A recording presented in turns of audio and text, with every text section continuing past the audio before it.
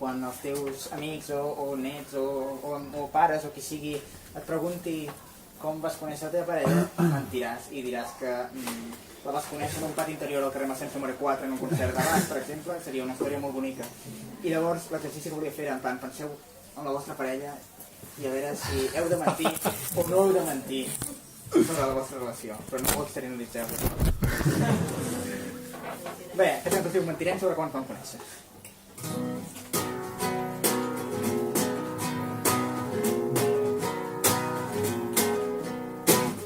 Us he dit tants i tants cops que havia de ser per casualitat, que el trobaria passejant i que ho tindria tot tan clar.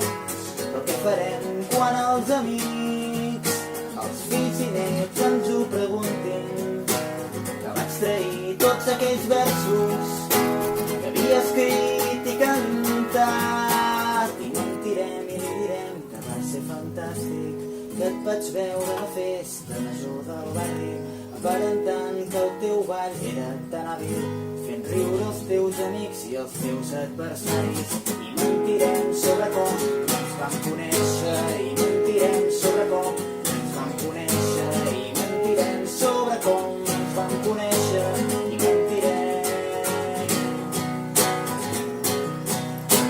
I potser val molt més la pena dir que viure amb la veritat. Fem-nos creure que va ser genial, que va ser tal com ho havíem somiat, i que per tant quan un matí d'aquí molts anys algú ens demani que li expliquem com va ser tot, viurem per dins i traurem pit, i mentirem i li direm que va ser fantàstic, que et vaig veure cantant a l'escenari, tots fent dansar el públic a un ritme ternari, fent creure que en el mal temps val més no pensar-hi.